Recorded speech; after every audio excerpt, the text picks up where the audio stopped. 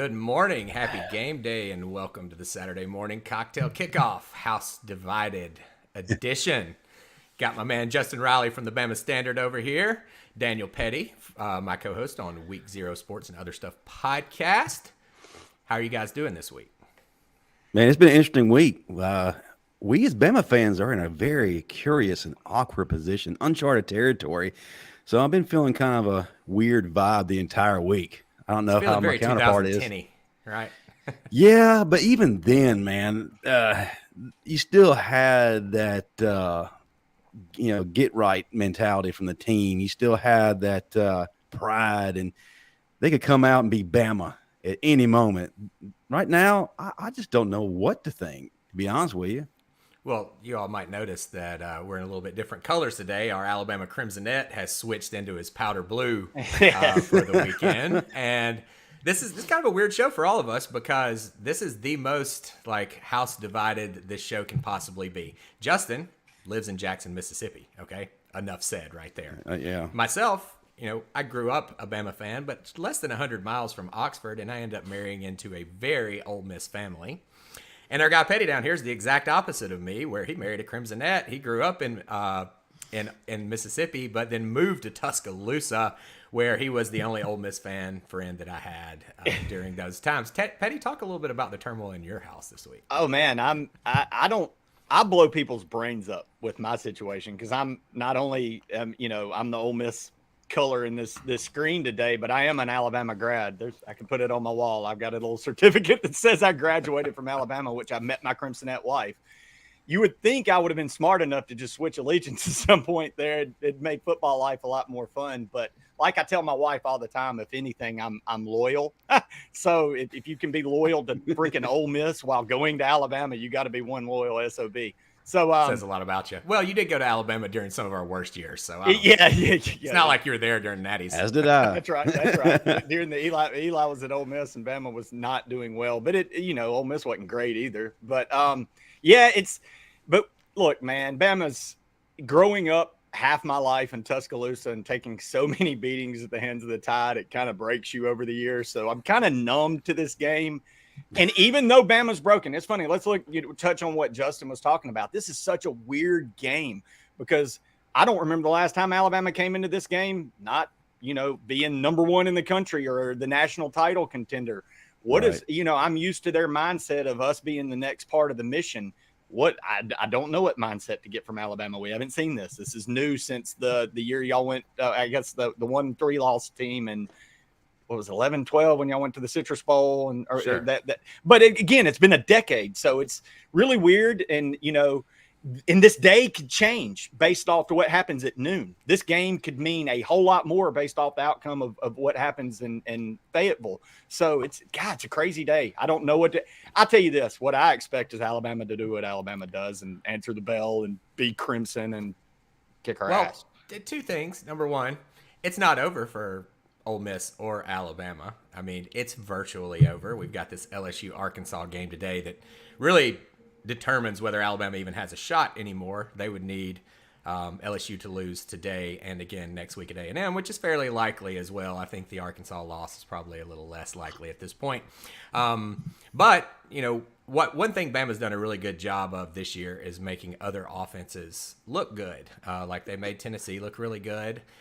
They made LSU look pretty decent last week, but the fact of the matter is it's because of our scheme that happens. It's not necessarily that these offenses are that good. So I would expect a little bit of a letdown from LSU this week, hopefully.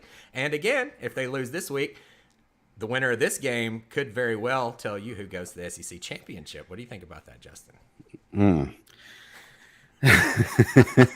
We've backed in before.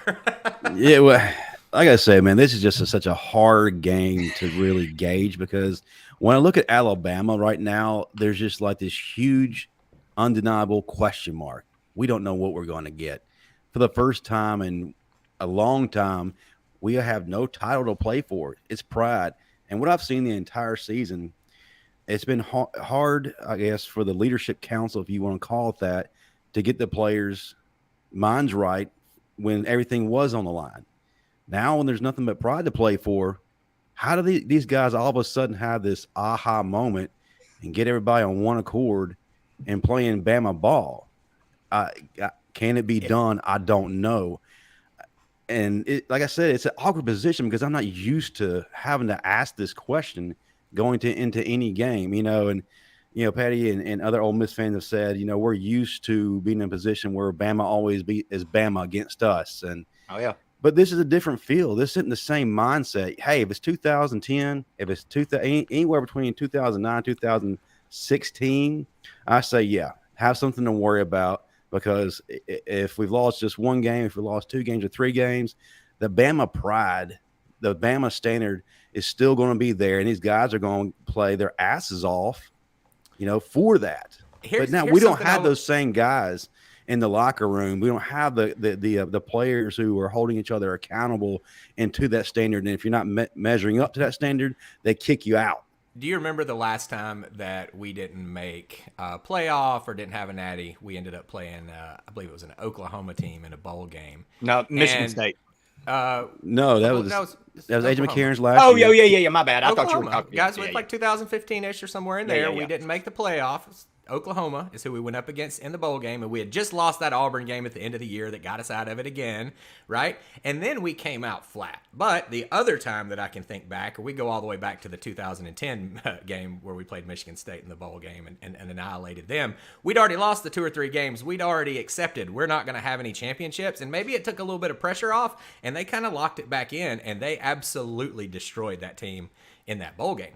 So, do you get the Alabama versus Utah in 2008 where we've lost everything? Do you get that? Or since we've lost a couple and we're kind of out of the running, almost, do we actually start to tighten it back up without that pressure? Who knows? Well, also, I think the biggest factor is how many defensive linemen are we going to play? Because if we're going to keep running a 2-4-5 or a 1-4-6, we're going to keep getting ran all over. Well, so real quick though, Michael, the game I was talking about was the one y'all had the least to play for, and that was against Michigan State in that Citrus Bowl, and everybody's like, Bama ain't going to come out, and y'all just kicked the shit out of Kirk Cousins. Yeah. Oh yeah, So, that wasn't the 2010 version though, right? That was on later. No, that was the weird 3-loss year. 2010, yeah. 2010, yeah. Exactly. We'll see, man. I'll say this. The Rebel fan in me wants to have the little spark ember of hope is that, Kiffin's had an off week. Bama hasn't. This doesn't look like the same Bama team. There is something off. There's absolutely something off. And I know y'all have talked about it a lot in your show, Justin, with the coaching and putting players in position, because that's the weird thing. Because make no mistake today, could Ole Miss win this game? Absolutely. But it is with Bama coming in with 2 losses, all the stuff to play for, they still got more talent on the field. They've got the best defensive player in the game. They've got the best offensive player in the game. But if he's rendered impotent because he's going up against a guard and a tackle every play, what does it matter? Here's the thing. If they didn't take a look at the film this week and decide, look, let's go back to the 3-4. Let's play the defense that's made Alabama the defense. And, hey, if we give up an RPO here or there, let's give it up. But let's not just be awful against the run. Let's put 3 defensive linemen up there so my guy Will isn't going up against one whole side of the line every time. It's ridiculous to see him getting clogged up in the interior when everybody has a 50-pound weight advantage on him in there. He should be coming off the edge and getting after people and using his speed. It's mind-blowing. As far as matchups, Pettey, the thing is, if you look over the past few games against LSU and against Tennessee, we had the matchup advantage, but it didn't mean a damn thing once it was all said and done. Well, like y'all pointed out, you're putting your defensive players in positions that take their talents away. You were talking about it before the show, Michael. Y'all talked about it. Y'all put Will Anderson on top of tackles and guards where he's not getting free. You're not lining up that. If y'all load the box like y'all have the last few weeks, yeah, man, Ole Miss can get downhill running really quick. They'll start running some misdirections, and eyes will get out of place, and it could get crazy. And you could see Ole Miss popping some big runs.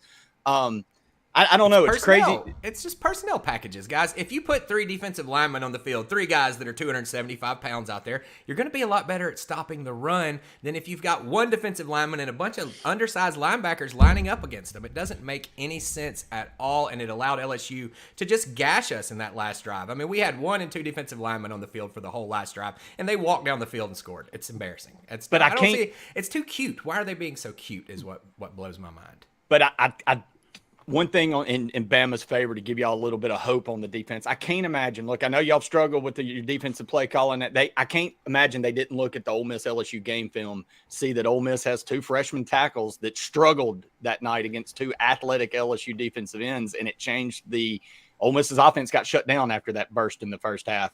And that's at the end of the day, I know y'all have had your troubles with your coordinators and stuff, but there's still an X's and O's that is an Ole Miss fan. You say, God, if they don't see this, there's something vastly wrong, because it can be taken advantage of on your side. Very, very much. And all you got to do is put people, like you said, in the right spot. It's kind of shocking you hadn't, but the blueprint's kind of out there how to slow Ole Miss down, because we do have some not weaknesses, but younger guys, 2 freshmen at tackle going against Will Anderson and Dallas Turner is not a good matchup. Yeah, we just over-adjusted to modern offenses and forgot what made us Bama, and that's really what it boils down to. It amazes me if you look across the board of Alabama's front 7 with the amount of talent we have right there. We have not been able to generate any kind of pass rush. How is that possible? There's just no scheming involved whatsoever. It's like they had the mindset of, we got some dudes and we're just going to rely on them to out-athlete you to beat you. But the thing is, that's not going to work. I just don't understand the mindset of a Pete Golden or a Bill O'Brien. When I actually look at them, it's like somebody put a blindfold on their face, spun around like 3 or 4 times, and then they just threw a dart, and wherever it landed, that's what we're going to call. Well, look, I understand trying to adjust to the modern defense. I understand trying to fix your problems, but it's also on the offensive coordinator at some point when they're sitting in that coach, offensive coordinator, defensive coordinator meeting, talking about the overall strategy for the week, to say, hey, buddy, are you sure you want to run a personnel that only has 1 or 2 defensive linemen on the field? Because if you did, we would just run all over you, and that's how we'd stop that. So are we sure we want to do this? Like, where's the sensible person in the room that says, no, that's not a good idea? Yeah, and that's why we're sitting here today and asking 90% of this on Bob. 75, maybe 25 to Golding. I've seen Golding improve over the years, so I don't want to be too terrible against him, because look, we could have still won this game if we scored enough points last week. You got the LSU fan even echoing your sentiment there, Mike, on the chat, talking about, man, y'all were running a 1-5-6, it looked like at times. What the hell is that? Yeah. No, I swear to God, we were running a 1-4-6 and a 2-4-5 many times during that game. I paused it. I counted it. It's exactly what we had one play, and this is on the last drive, and the guys over at College Football Nerds did a great job of pointing this one out too, but this is one of the plays that just absolutely blew my mind. We had the entire right side. They had the right side of their offensive line going up against Henry Toto and Will Anderson. All right. They had like 150-pound weight advantage between those 3 guys against those. And they just blew them off the ball. And the one defensive lineman that was on the field during that play blew his guy up, and he was just on the wrong side of the play. He's 3 yards deep. So what would have happened if we'd had 3 defensive linemen and 2 killer edge rushers, or maybe 3 at a time? I'm done with that defensive scheme. If we come out like that again, I'm turning it off. Dude, if y'all come out like that and Toto keeps closing his eyes, I'm really liking the day Juckins may have.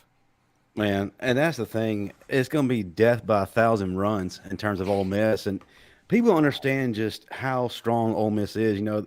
Jackson Dart is drawing a lot of criticism because he's not living up to passing potential, but what he lacks in passing potential, he's more than made up with his legs.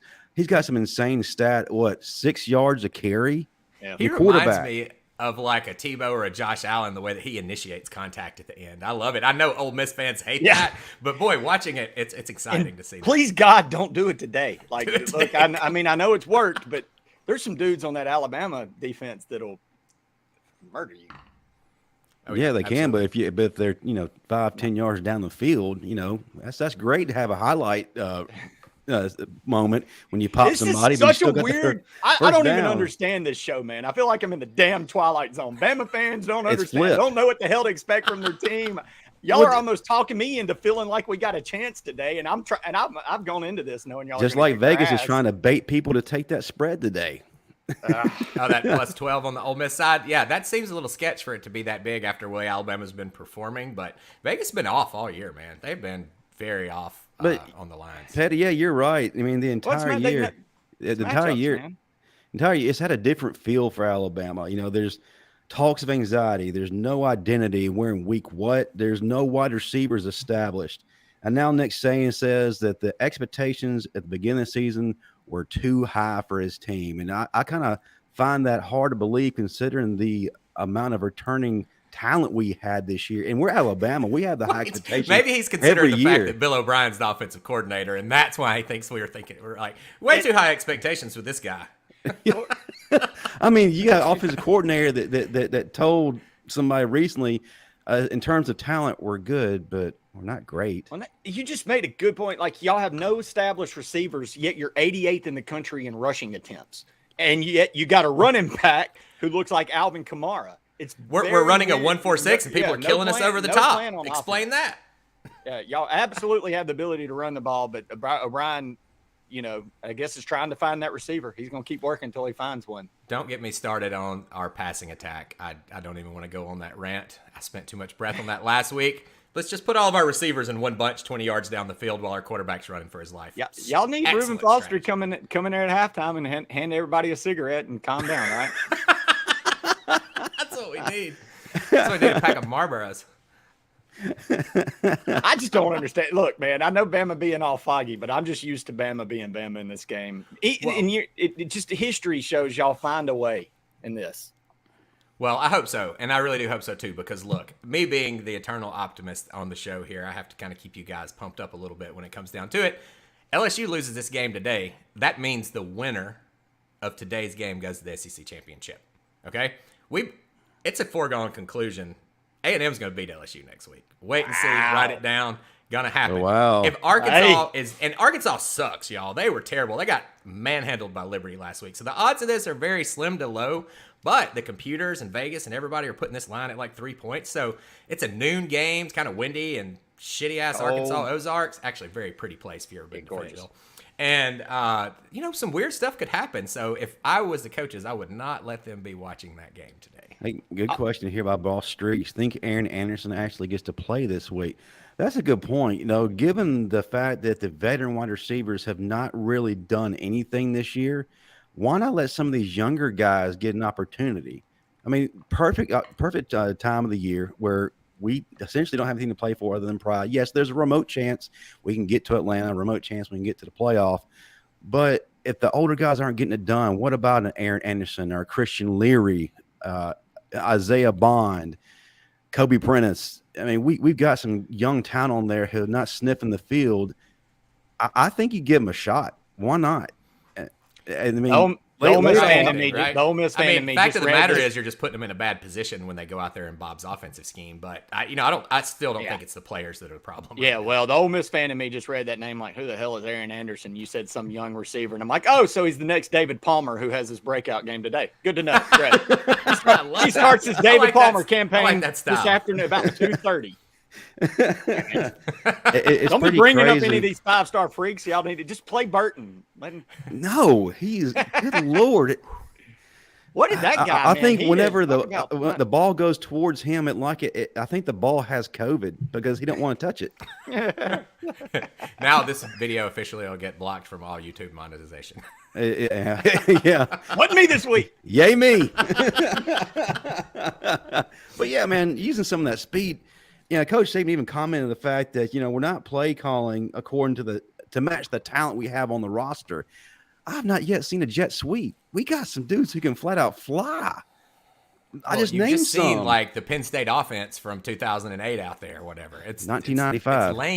It's lame. No and when identity. he tries to get innovative, and look, the first drive usually looks pretty good. It's like they go and they've kind of ran that through the vetting process, and it does pretty good. But as soon as it becomes all on Bill to call the plays, man, we just drop off. And if it hadn't been, put it this way, if it hadn't been for Bryce being a magician in many games this year, we would have lost a lot of games. And it's just the fact that he was having a little bit of an off game last week. He couldn't magic our way out of this one. And he's got to have help, I'll tell you this, man. If this game is close in the fourth quarter, Ole Miss has a chance. And it comes down to when Alabama in the last few games, you've seen at the end of the game, it turns into, like y'all like to call, just kind of yard ball. Bryce, run around and make something happen because you're the best damn player on the field. That's kind of Ole Miss sucks at that. They suck at stopping those guys. They didn't really stop Auburn's quarterback, Ashford, and then LSU took that blueprint and ran with it. And of course, Texas A&M couldn't because they were running a drop back quarterback. But if it turns into that type of game, it really plays into Alabama's hands because Ole Miss's defense struggles to get off the field on third down, and they struggle to stop running quarterbacks. And Bryce, if he's shown anything the last 2 years, he is the best quarterback in college football in the pocket, keeping his eyes downfield while he's moving, getting chased. Let me make a point right here. The times that we have had the most offensive success this year, and even last year, is in one of two situations. Either one, Bryce Young is playing backyard football and the play has broken down, or it's in the 2-minute offense where he's calling the play. So essentially it's saying we play our best ball when Bill O'Brien is not making the calls. The offensive coordinator has been eliminated from the equation. When's the last time, guys, that you could say in college football that there was no need for an offensive coordinator? Well, I mean, basically, when we had Kiffin and we had Sark, we had really good offensive coordinators. Right. And for the rest of the time, I could probably say that I would have been trusting the quarterback to call those plays. Yeah. But his play love any of the calling, there's others, no to be rhyme or reason for it. Like I say, he's just throwing things at the wall. Whereas if you look at a Sarkisian, you look at a Lane Kiffin, you'll see a lot of this today. Every play that those guys call, they have layers behind it. They're building up to something else. Bill O'Brien does not have a They're layer messing with other your eye than discipline. the moment. They're doing things that you can't do in the NFL, and that's why Bill O'Brien's so just like tunnel vision. He thinks that he's going up against equals everywhere, and it's not like that. You have mismatches in college. You have to expose them. And that's what Lane Kiffin is going to try to do today. Listen, they've got some guys, man. I don't want this to be all about Alabama. Jackson Dart is going to get together in the passing game, but he'll beat you with his legs. Quinshon Junkins, man, player of the year. We missed out on him. I'm waiting. Out I'm of waiting. Alabama. I expect Saban to kind of start recruiting him at the end of the But- game. Like, damn it. You got the Like, you hey, got sorry, I three-headed missed you last monster, year. three-headed monster at running. Yeah, I include Jackson Dart at that. Quinshon Evans. Junkins, Zach Evans. But then when they pound you, you got that wide receiver Mingo who can bust loose. And if it's not Big guy. him, Malik Heath can do it too. Don't let him fool you. He might not and- get the love that Mingo does, but Heath is a player. And to add to that, one of the things that's made Ole Miss's passing game kind of go away in the last few weeks is in the Vanderbilt game, Michael Trigg, the big transfer from USC that came with Dart, broke his collarbone.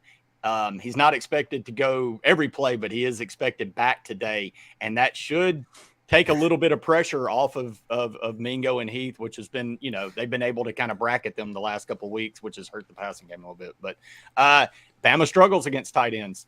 They've had some issues. That's an area where I imagine Lane Kiffin in the last 2 weeks has been drawing up a wrinkle or two, with an athletic tight end to see if he can hurt Alabama over that middle. I'll be interested to see. Man, this is going to be a good one today. Kiffin dropped the ball last year. He did the popcorn thing, Alabama, and walked right into a damn buzzsaw, and Alabama just kicked that ass. A lot of humble pie for Kiffin last year. But one thing we've learned about him, man, he's not an idiot. He's not the Kiffin. He's not just a blowhard. He's not just the popcorn guy. He's put a lot into this game, man. He wants it bad. He's had 2 weeks. Ole Miss has gotten that week off to get healthy, and you've got this Bama mindset. I really wish I wouldn't have talked to you guys today. I was really much happier just my own normal self thinking we're going to get our ass kicked. But I listened to you mopey bastards and everybody wanting to fire Bill O'Brien in the damn stream. I And will tell you this, we're going to Pettey, play a right drinking now, game. We're going to Crimson play glasses back on. If we line up with 3 defensive linemen on every play in this game or more, we're going to beat y'all's ass. But I don't believe we're smart enough to do it. There you go. That's what I think. I mean, we had the guys. I mean, I don't know, man. We got that LSU. I mean, thing, Jaheim and Otis. I mean, come on, man. That See, dude's y'all having got a the monster dudes. year. What if he had 2 beside him? Sorry, I'm just yeah. really going to go off on this one defensive lineman in the fourth quarter when you're up by 4 And as well points. as Byron Young has been playing here as of late, he's been one of the most consistent guys on He's the been defensive the most line, other than Jaheim Otis. For the love of God, let them loose. DJ Dale is playing better. I miss Justin Boybe there because he was kind of that catalyst for the defensive line taking shape and becoming more dominant. He's also one of those energy catalyst guys, but he's not there. So who's going to be that guy for us if we actually do have more than one defensive lineman playing up front? It could be Byron Young. I like the kid. I'll go with Lucian right here. He's saying our middle linebacker softer than baby shit. Very true. But let's say that you're trying that. But he's smart, strategy. though, Michael. Let's have He's a smart. softer middle linebacker so he can get around the field and cover a little better. Wouldn't you think you'd want to really beef up the interior of the line to maybe offset that weakness? Seems logical. Yeah. You're talking about innovative stuff here, Michael. I know. Like, yes. I hate talking about, like, old school football because I just really get, like, football changes or whatever. But, like, Me and Lucy stopping the run is the first thing you have to do on defense no matter what. They're just going to run all over you. And we have seemed to just quit. I don't want to say this before Alabama kicks our ass, but me and Lucian have a little score to settle at the end of the year about we had a little talk preseason about who was going to lead the league in rushing. I told you.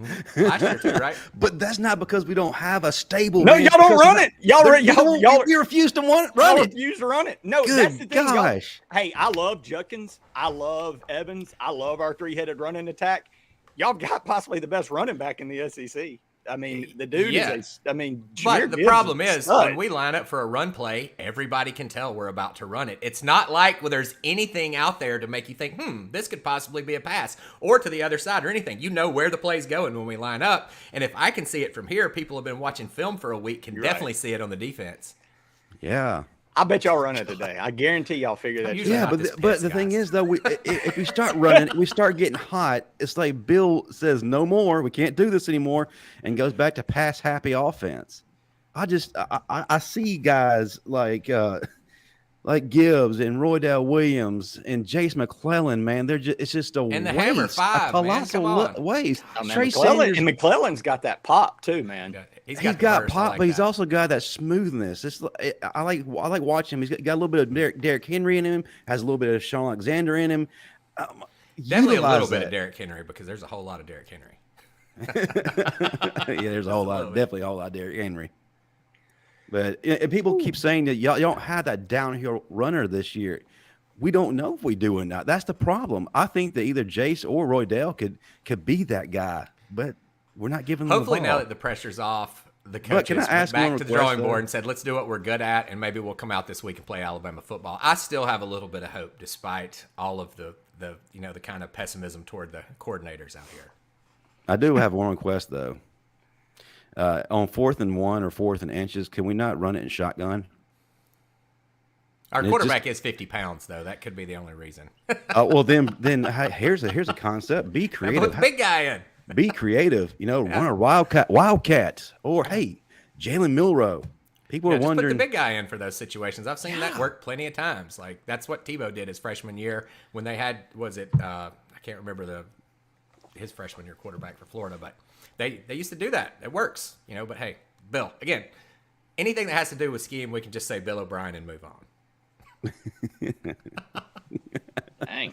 All right, Justin, all this joking aside, all this house divided stuff aside and everything, let's really actually take a step back and look through this objectively. We're going to be analysts now. Yeah. Yes, analyst time. I'm not good at that. Retire the Corso. I'm not professional. Yes, Michael White, bring back the damn jumbo package. I'm in favor of that. Bring an extra lineman in there. The Terrence Cody package. Impose your – hey, let Jaheim Otis be a Terrence Cody. I mean, there you go. You got him. That would be incredible. But, Ole Miss has done that with the kid, J.J. Pegues, that transferred from Auburn that's played some tight end. It's funny, though, you bring that up. I watched the last 2 times we've done it. He ain't blocked a damn soul. He ain't hit nobody. But he's there. Looks good. He's a threat. But, Michael, you were on to a point that we kind of went off on a tangent. Where were you going with this, sir? I was trying to tell you. Why don't you tell me objectively, all of last week's crap aside and everything, if you just push it all away, talk to me about the keys to the game this week. What's gonna if Alabama's gonna win it, how are they gonna do it? If they're gonna lose it, how does that happen? I gotta be honest with you. It's not an X's and O's thing now. It has to do with heart and pride at this point. No, we don't have the title to play for, presumably. We have that crimson jersey that we have on to play for. We have a streak of 10-win seasons to play for. What Alabama team shows up today, if we're motivated and we get, like you said, get back to playing Bama ball, then we win today. But if we come in dejected, playing half-ass, where there's only a handful of guys who are focused and the other ones are just kind of checked out, Ole Miss runs us out of the building. What do you think, Pettey? Let's hear your side on this. What do you think? What does Ole Miss do to win the game, and how do they lose it? I just got a text from my 17-year-old daughter that says, I love that Justin and Michael are worried about this game. She's apparently watching. Bama won't lose 3 games in a year. With that aside, I kind of tend to agree, man. You don't see Bama do this. And I hate using history because history is not a barometer. It's about today. And you guys have pointed that out. There's a mentality difference in this Bama team. But I think the keys to the game are, does Saban put his fingerprint on this a little more and say, look, man, that's a good point. Ole Miss has put a blueprint out there. LSU put it out there. Look, man, it was kind of alarming for Ole Miss fans when we went and played LSU. We jumped up 17-0, but you could see their players look a little different. They got a little more, like I said, today, Bama's going to have the better athletes on the field. Ole Miss still has to out X and OU. Does Saban put his finger on the blueprint and say, look, man, we're not using Will Anderson, right? We're not using these guys, and we can today. We can take advantage of this team. Last year when we beat Ole Miss, through all the popcorn crap, it's because we shut down the run. And if we shut down the run today, we got to make a young quarterback beat us through the air, which he's been a little susceptible about at times. Dart has seemed a little tentative to throw the ball and more tuck and run. And so that's the X and O. I'm curious, and I feel like he does this, and I know he does. Has Saban gotten in that defensive locker room and said, hey, man, we got to go back to the basics. Like you said, Bama football, let's take advantage of the mismatches. Let's hurt them where we can.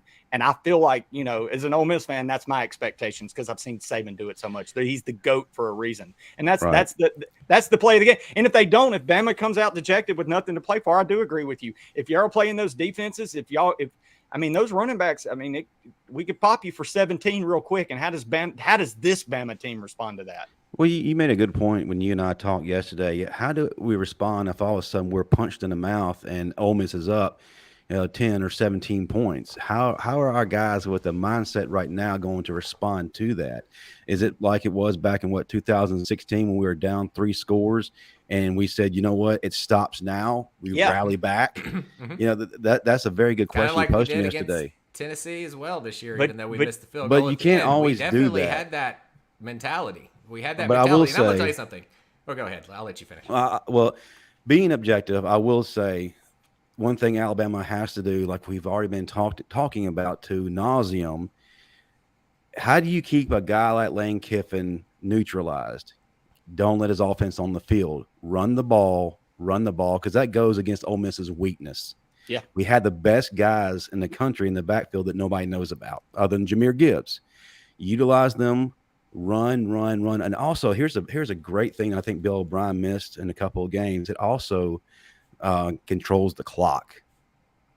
So if we're able to control the ground and the clock, keeps Lane off the field, and that's a huge advantage to us. Then the pressure's on Ole Miss's offense to score every time you get the ball. And if you've watched Ole Miss this year, as potent as they are, they have times where the offense disappears for a quarter or two. And if you're controlling the clock, like you say, that is a huge key to the game. You're forcing Ole Miss into a situation where they got to almost score every time, and then the pressure's all on them. And I've seen one drive this year where Bill O'Brien absolutely was masterful, and it was against Tennessee when we were down 2 or 3 touchdowns. We got the ball back, and we put a 6 or 7 minute just punishing drive down the field, gave our defense time to regroup on the sidelines. It was masterful. Outside of that, it's been shit. I don't expect that anymore, to be perfectly honest. But what I do expect is a motivated team, because I'm under Saban. I've never seen a Bama team come out and not be motivated. I've seen them put in positions where they can't succeed and get frustrated. I don't know how many times you've ever had a bad coach or somebody who kept making you do the same damn thing that doesn't work and expect it to work. You get frustrated, and you can't blame a kid. You keep running him up against a brick wall over and over and over again for just saying, why do I keep doing this to myself, right? So can they put our players in a position to succeed? And I'm going to tell you, the number one thing that'll get confidence is success. So if they can start getting a little bit of success and get a little confidence in there, they can beat the crap out of anybody. But if you go out there with one defensive lineman on the field, Lane Kiffin's going to run for 350 yards. And another thing that is a pretty simple idea. Bryce Young's got to have help in this game. Y'all pretty much left him stranded the entire season. He needs some people to help him out. Like I said over and over again, Superman can do so much, and then he has to have help from the Justice League. Well, he's had help from Batman, Jahmyr Gibbs, but what about the other members of the league? This is where the guys need to actually step up grow a pair. Like Marvin Constant says, let your nuts drop.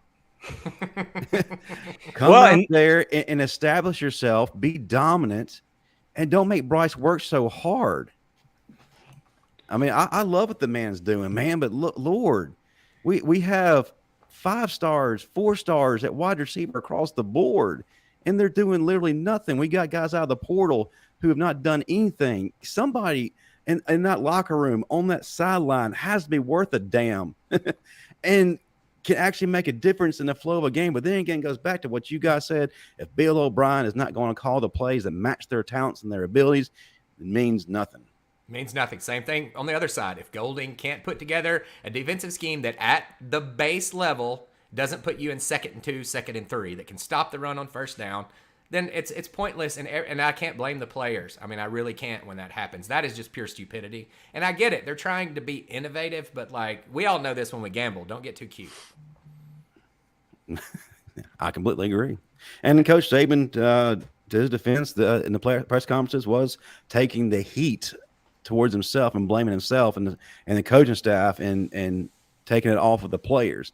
But players do have to execute, though. Mm-hmm. So, I mean, I put blame, kind of a widespread thing. But, yeah, it does come to scheming, man, and we just don't have, those schemers. We don't have the intuitiveness coming from these highly paid coordinators on our staff. Agreed. So I guess we're getting to the point where we have to kind of make a little bit of a determination about how this game's going to go, right? This is the part. Well, yeah, but let's get to the betting portion first, and then we'll throw our gambling in. Oh yeah, let's go ahead. Y'all throw the gambling part, and we'll kind of save that from where you were going. Well, on the bright side, last week I think I went 0-3 after telling everybody to fade me, so that's almost like going 3-0, guys, right? Hey, I went 1-2 and told you jump off the bulimia train when it bumps you. The son of a bitch lost straight up, so don't. The train's over. Well, let's get a quick word from our sponsor, and then we'll get to our picks. All right.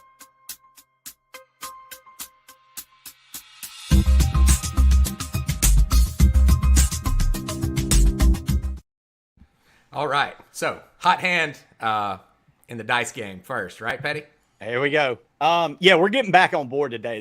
These are winners. I'm not going to go into my Vegas money line rant today, but I'll start with my favorites. I was going to start with one that kind of scares the shit out of me on my list. I like, usually when you look into the Big Ten, you think low scoring. I'm actually going the opposite way in this ball game. Maryland and Penn State over under 57. I like the over. Talia's been lighting it up there. They got a pretty good offense in Maryland. I think that this could turn into one of those high scoring games that Penn State and Franklin get into, like the over of 57 there. What do you think about that spread? Really quick while you're on that game. Oh, 10.5. I looked at that. I would actually lean Maryland, but is this the time when Franklin wins these type of games? Like, I don't know, man. Blowout. That's why I like the over. I think it's high scoring. Mike Loxley, those were the days. It's pretty bad when you have to say that, but it's true. Heading out to the ACC, a team that's quietly kind of been covering a lot lately is Florida State, and they are heading up to Syracuse, where a team that was kind of Cinderella, the darling of the season, is the bloom's kind of falling off the rose here with Syracuse. They've gotten popped a few times. Florida State, even as a 7-point favorite on the road, I like it. Florida State's playing good football. I think they handle Syracuse pretty easily. So be careful on that one, guys. Syracuse in that dome is a different animal. It is. He's right. And that different animal just got mauled by Notre Dame too. And you can't do that. And Florida State property just came off a big emotional win against their rivalry against their rival where they blew them out of the stadium. Dude, man, talk about falling. Miami is an underdog to Georgia Tech this weekend. Miami sucks. Hey, man, good for Ole Miss's strength of schedule, though, right? Yeah, hey, Georgia Tech's adding to it. Hey, quick side note on that. Miami took another hit this week. They just lost their big-time recruit, Rashada. He flipped to Florida. So Miami is taking a couple of L's this week. So you kind of got to wonder how their emotional state is. Being one of the two highest invested freshman classes with Texas A&M and Miami, that says a lot, huh? Man, is Miami and Texas A&M the poster child for the NIL not working?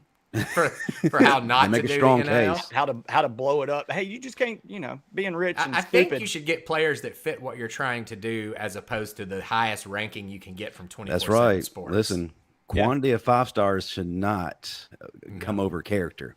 No, absolutely. Or overfit. I mean, you get 8 defensive linemen. There's only 3 or 4 of them on the field at any given time. Hell, if they're at Alabama, there might only be 1. That's true. Good point. Right? Recruits disregard that recruits going to Alabama. Third game I've taken. I'm on crack because Georgia has been a covering machine. Every line, 22, 23, whatever you throw at them, they've been covering. They did it against Tennessee last week when everybody thought Tennessee was going to pop them. I was on Georgia last week. Well, they're headed to Starkville, Mississippi. They're 16.5-point favorites. One of the things Georgia likes to do is run a man coverage. If they do that all night, the Pirates offense, the one thing it works against is man coverage. The last time they played against Georgia's man, they kind of gave them a little bit of fits. Yep. It gets loud in Starkville on a Saturday night. The line's 16.5. I actually think State mucks it up and stays within that. And that's my crazy pick because, like I said, Georgia's a damn hey, let me tell you, Pettey, I like it, so that's bad news. Well, look, man, Georgia went on the road against Missouri and got tripped up. State's a nastier snake pit than whatever the hell happens up in Missouri. Yeah, wow. and that's the thing, man. You bring up 2 good points. One, they're coming off an emotional win over Tennessee where they really could have beaten them a lot worse than they did, but they didn't have to. You too, Amaka. But then, 2, Georgia doesn't really seem to check in 100% when they're games where, they're against lesser opponents. Mm-hmm. But when they go against guys that mean something, they show up and show out. So you gotta kind of wonder, are we going to get 100% Georgia today? Or are we going to get, we'll do just enough to get done, Georgia? Yeah. I think just enough to get it done, Georgia, as well. I mean, that was a big week last week. A lot of times Vegas will inflate the line after something that visible to the rest of the public or whatever. So I kind of think that Vegas probably just, added 5 or 6 points there for safety on that one, knowing that it's not a great matchup. Really like that pick, Pettey, so guaranteed loser. and our boy Kenny's on it too, so it's a three-way. We're nice. Three-way, we're effed. So all right, man, who you got? Here's what I was going to do, because I went on a little skid. I was like, you know what? I'm just going to pick one really good game and go 1-0 this week and get everything set back up. But during this talk, I remembered another game that I was toying with and said, why not? So I'm going to do 2 picks only this week. First pick, I really like this one. Again, fading me has been a very profitable venture for the last 2 or 3 weeks, ever since I went on my 1-week hiatus to camping and missed all the football. So I believe that we should be looking at the under today in the LSU-Arkansas breakfast matchup. Okay? This is a 60.5. LSU's offense is not that good yet. We just made them look good. Arkansas's offense is terrible. They're having turmoil over there, but their defense is kind of there sometimes. I think because this is an early game, that it just could be a little sloppy for both teams. Again, cool weather in the mountains, just one of those mucky games, guys. The field's actually iced right now. What's that? The field's actually iced right now. Oh, yeah. Yeah, exactly. So, it's not going to be wonderful conditions out there. Tend to lean toward the under. This is the one game that's going to pull me out of the skid. So if you're going to take one of them, take this one, right? What do you think? Arkansas's got the better running back in that game. Oh, no doubt. And that could be why the computers are putting this at a 2 or 3 point game when everybody in the world thinks it should be a 15er, right? Rocket Sanders is that dude. You just don't hear enough about him. This is a weird one. Give me your thoughts on this. Why on earth is Arkansas only a 3.5 point underdog today against LSU, Justin? Well, it's hard for me to think that because I would have felt a lot better had Arkansas beaten Liberty last week, but they didn't beat Liberty. This is a classic. One team did really good and one team did really bad situations. Yeah, you've got Arkansas's quarterbacks injured. You're hearing rumors that there's the dissension on the coaching staff. Bryles is probably going to be gone at the end of the year and take their backup quarterback with him. So there's a philosophy. I'm with you. I don't understand this. Is it possible for a team as flawed as LSU to make it to the SEC championship game? I just don't think so. Well, the thing is, you could throw in there, LSU just won an emotional game, big victory, where they pretty much left everything on the field. That could come into play, but then it could be a little bit more mature. If KJ Jefferson is not healthy today, forget it. Then you can throw in the whole rivalry thing again. If Arkansas wanted to lay the egg against Liberty, I could say, yeah, you can throw in the whole rivalry thing today, and it's going to be a close matchup. But come on, man. If Arkansas is healthy, they win the games they were supposed to this year, then I would pick the Hogs in this one. Pettey and I, looking at this early in the week, tagged this as a Vegas mindfuck, where LSU's just going to go blow them out of the stadium, and that 3-point line was just to keep people guessing. Now I'm kind of changing my mind. I don't know. I'm so on this. Well, last week, all the Vegas traps hit. You had Clemson was only a 3.5-point favorite over Notre Dame. There was 5 or 6 trap games that all went the opposite way. And I think I'm a big proponent of Vegas likes to mess with the mind of the gambler. And when you get burnt like that one week, you're like, well, screw it. I'm going to be ballsy this week. And this game looks kind of like a trap number after beating Alabama. But like you say, all the elements, LSU going up north, it's cold, man. You're playing at those early Jefferson Pilot games in the SEC, and the cold always get weird as hell, especially up in the Ozarks. And the health of Jefferson's going to matter in this, but it's a wonky game. Well, it's kind of similar to the game I think back in 2003 or 4 where LSU was a heavy favorite and a 4-win Arkansas team with Darren McFadden and Felix Jones just ran through LSU and upset them. I mean, it kind of has that feel, but Arkansas does not have Darren McFadden nor a Felix Jones. I mean, Rocket Sanders is good, but he does not enough. There's a few things you got to remember. Ole Miss, no matter how good they are, going to have trouble with LSU. For some reason, LSU going to have trouble with Arkansas. Why that is, nobody knows, but it's been the case. The Ole Miss fan in me has played the day out. Arkansas is going to beat LSU, giving Ole Miss this ray of hope that, man, we beat Bama today. Atlanta's in our grasp. And then somehow in the fourth quarter, it's going to be close, and Bryce Young is going to stick it in our heart, and we're going to lose our chance at Atlanta like 4th and 24 on some Lulu-ass play. That's what I'm fully anticipating this day to go. I don't like our chances on a 4th and 20-ass play, especially Bill O'Brien calling the shot there, Pettey. So if that's the case, we got one. Y'all be just fine. Today. Crimson Kings. Is this a bet because of what you hope will happen or what you think will happen, Crimson Kings? Are you just being the smart man in the room where you're going against the? See, that's why I think Vegas is tricking.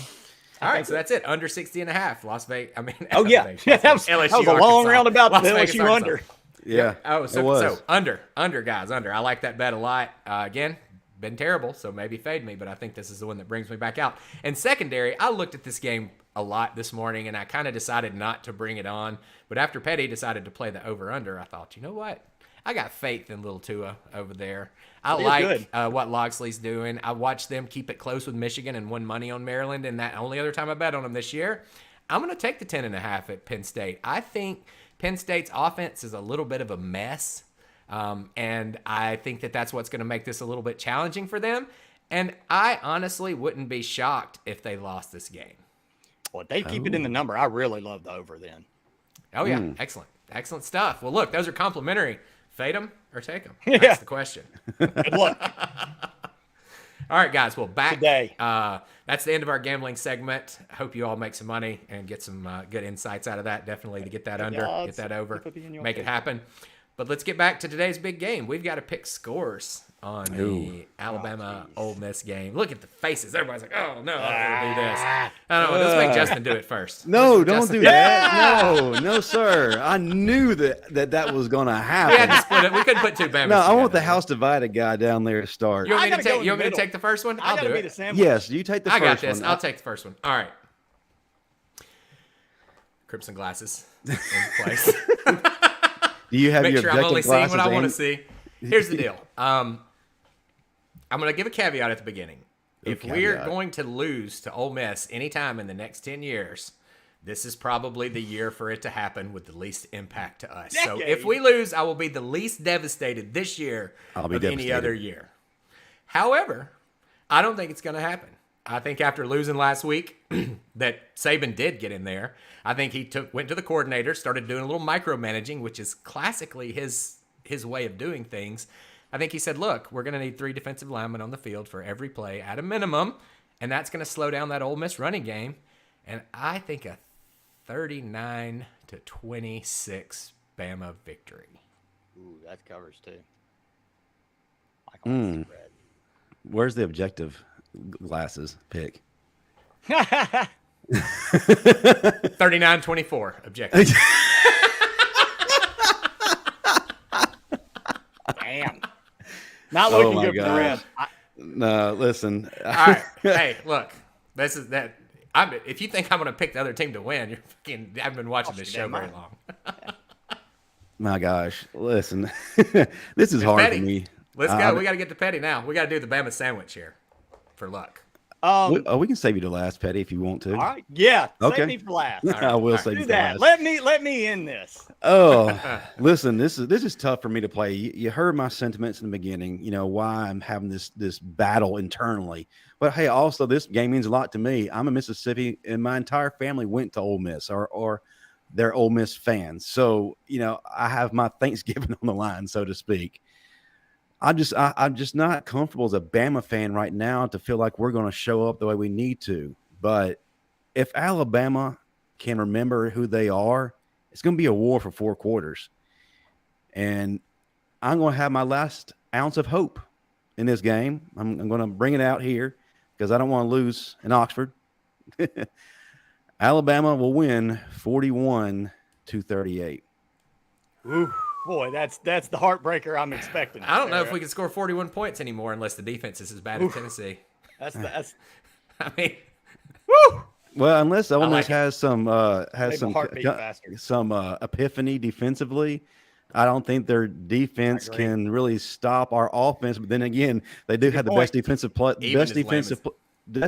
player in the world, and that's Bill O'Brien. oh, you're true story. I mean, that is the X factor for the Ole Miss defense, Bill O'Brien. And if we don't, I'm just saying, if we don't have any of those little stall outs offensively, and we can get in a rhythm, hey, if we're running the ball, yeah, we're going to get to that 41 points I just mentioned. Yeah, y'all can. Yeah. I can see Justin. I see that easily because I agree with that. I don't see how Ole Miss's offense slows that down. Lushawn, I mean, it would be like finding Bigfoot, but I'm hoping for it. Hey, why not? Again, bring out these guys we haven't seen yet.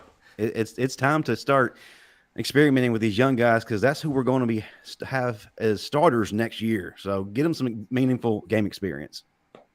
What is that best defensive player award that they give out every year that Will Anderson's probably up The for? Buckus. The Bednarek or whatever? The Buckus? Ben-Derek, yeah. Bednarek. Yeah, so yeah, Bob might be in running for that one. I agree. Now the shift goes Well, now to it's Pettey. time to hear this powder blue garbage. Look. to us. History is on the side of Alabama. Talent is on the side of Alabama. Head coaching is on the side of Alabama. But ladies and gentlemen, Oh, God. I will put on my blue glasses for this one. I think widespread Pete Golding is in the Grove getting hammered right now, maybe smoking a doobie. And that Ole Miss offense is going to light up that Bama D. Nick Saban is going to go off for the biggest NIL in history to Junkins at the end of the game when he rushes for 250 on that Bama ass. Bama's going to get double innovative and go with 0-5-6 defense. 0-5-6. And the Rebels win this damn thing 34-27. Hotty toddy. Oh no, we don't need any heart attacks here. Get some pills for that. Man, Bama, no heart attack, man. a lot of passion going on today. Bama, A lot of Love passion. you're still Bama. You're going to be back next year. I mean, it's no heart attacks today. Just I let the Lane firmly train have believe its day. that Bama. I'm the only person left on earth that still believes Bama has a countable chance to be in the SEC championship this year. Yeah, he Not a does. big one. He really does. It is He a told me that countable this week. chance, and Well- I've seen this before. I've given up, and then y'all go and lose to like Arkansas in 8 overtimes or something, and give us the trip to Atlanta. I've seen this story play out, and one of the things Bama's been in the last 10 years is fucking lucky. So I'm just gonna bank on the fact that maybe they're just trying to teach us a little lesson, but they're gonna let us scoot in there. And not as much as Bama's lucky, Ole Miss can shit the bed with the best of them, baby. Fair enough. Fair Different enough. Ole Now Miss, we're though. starting to be like that, but yes, definitely. Having been a quasi Ole Miss fan for the last 4 or 5 years, you're definitely correct. We, But Pettey, you also got to remember that Only Ole people Miss that can fail into Lane Kiffin. Pettey, you got to remember that Ole Miss that you're speaking of was not led by Lane Kiffin. You got True. a different coach, man. Different atmosphere, different culture has been created here in Oxford. So I tried to believe try before, to push but then that Hugh aside. Freeze went and got a bunch of hand jobs. I try to believe. Well, Every time I you've believe, also something got a happens. coach that's how going did to he turn not- down Auburn, which is a first in how long? Yeah, he ain't going to Auburn. If And he goes anywhere in the state of Alabama, as much as it pains me to say, it ain't going to be Lee County because you can't get to Tuscaloosa through Lee County. And Coach Prime ain't going to Auburn either. So No. stop that. Kiffin, if he wants to go back to the Yellowhammer State, it's going to be able to take over for the man. See, now there you go. It would be some shit if Alabama gets to Atlanta. And again, crazier things have happened. Crazier things have happened. It all starts at noon today in the Ozark Mountains. There we go. Oh man, good shit. Good stuff, guys. Good stuff. Are we about to call this thing? That was great. Are there any other games we want to touch before we get out? Because there are a few more. Keep an eye out on that Georgia Mississippi State game for sure. I think that might be more entertaining than we expect. Texas TCU to make a little craziness, knock off another undefeated team in that top 4 maybe today. This is a prove-it game for TCU right now. Yeah, they've It been is. playing And with a lot fire. of people are not believing they're going to prove it, which makes me think they might prove it. And hey, I'm just gonna make a little request out there. Nick Saban, give a blank check to Garrett Riley. Ooh, wow! There you go. That's my plea. That's my. Is that Christmas a wish. relative of yours, sir? No, he's the best offensive coordinator in the country right now. I just trying to see if there was family ties. Or we could go get Charlie Weiss Jr. I don't know about all that. Just pump the brakes a little bit. Pump the brakes. I'll take Joe Brady. What's he doing right now? Absolutely, I'll take him Bring too. him back. He knows how to coach college. What did he just stick in college where he was good? All right, guys. Well, let's wind it up. Yes, It's let's been do a pretty fun show. Pretty weird, the whole house divided thing. Yeah, It's man. been Especially odd. with y'all's mentality. I'm not. It's used funny to this if the mentality. outsider is watching this, they're like, these people hate their teams. Yeah, they have no faith.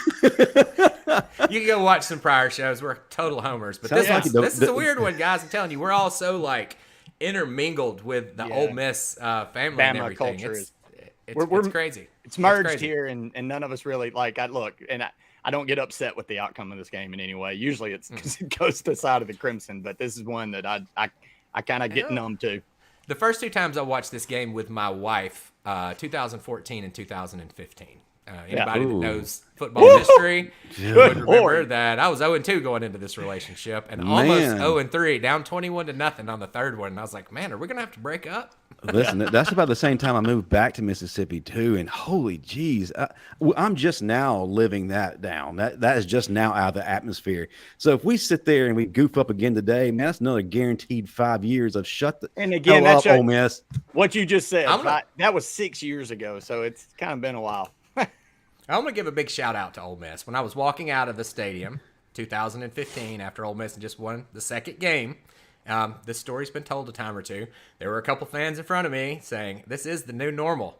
The next year at the game, they had new normal on the cups, and Pettey sent me a picture of it. It was like, oh no, this is not good, and they did lose. However, I'm going to tell you something. As long as Lane Kiffin there, the new normal is a minimum 10 wins, and you guys have got a good train rolling. Man, it's exciting. Look, would love to be you guys. I don't think that's ever attainable, but I'm very much enjoying the train ride. Hey, Rebel Dog, quick question from him. Would Nick give Jeremy Pruitt a rehab position? Of course. Why not? I don't see any reason why you don't bring that into the equation. Listen, or we just go back to the 3-4 with the guy we got. Probably do fine. and then they get him out. It's not like the cancer. defense we ran back then was that complicated. I'm sure this guy can handle it. He's just trying to do too much, and I don't appreciate it. He's already done too much, and thus the position we're in.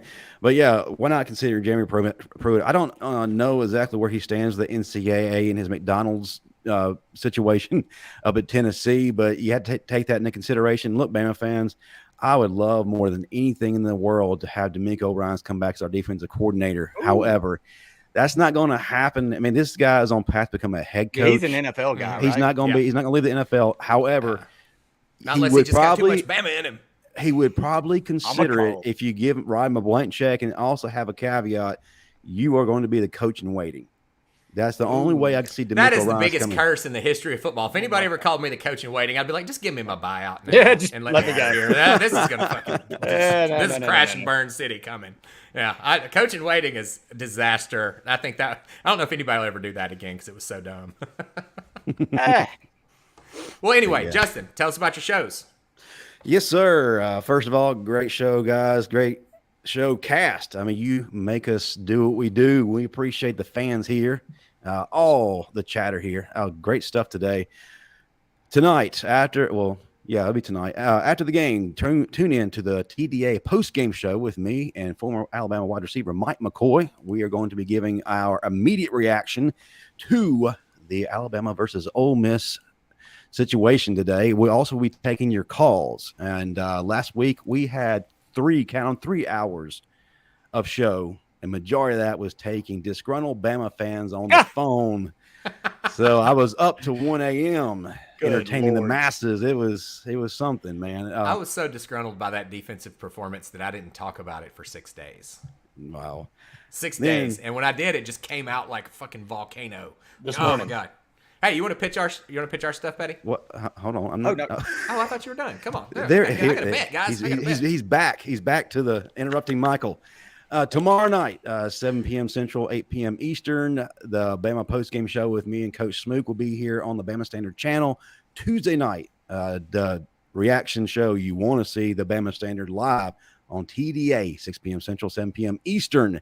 We will be giving Touchdown Alabama for those that don't know. Yes, we'll be giving our unfiltered, and we're unfiltered thoughts on this game going forward. And if you've missed any of what happened this past show, I encourage you, those who are watching on my channel, check out some of those clips. You'll be glad you did. And if you're on the channel right now, hit that like button for this show. Same 45 for of you. week We want to see 0. 45 likes right now. Boom. We need some subscribers. Hey, and we're a few subscribers away from hitting that 2,000 mark, so help us out. But that's all I got. Jump over to youtube.com/week0sports. Even if you're watching on their channel, and go ahead and give us a follow. We're going to start generating more content later on. We've only got a few hundred followers right now, so we want to make sure we build that up before we start putting out the good stuff. But Pettey, why don't you tell them a little bit about what we do? Yeah, and if we weren't too painful, man, give us some love. I know I'm an Ole Miss guy, but I'll talk you, Bam. I mean, I'm always trying to be objective. But hey, we're with Week 0 Sports, like Michael said, week0sports.com. I do a weekly article. Missed it this week. Life kind of happens at times, but it will be back next week, especially after such a big week going on. I will be pondering the Alabama Ole Miss game. But we also have a podcast, and like Michael said, go to our YouTube channel, week0sports.com. Subscribe, like. That way we'll show up in whatever your favorite listening app is. Platform. That's the word I'm looking for. Damn, I got too excited there. But yeah, give us a like, man. We've got some good content on there. And like I said, we obviously enough for Justin to have us on here. We're doing something right. So give us a look, give us a follow, give us some love, guys. Absolutely. We're a little bit more gambling centric and a lot less buttoned up on the podcast. And we've been on a 3-week hiatus, just seriously due to work and life stuff, because we're not pros like Justin here. This is our hobby. So love you guys. Let us know what you think in the comments. Hit that like button. Subscribe. Roll Tide. Roll Tide. See you guys next week. Yes, sir.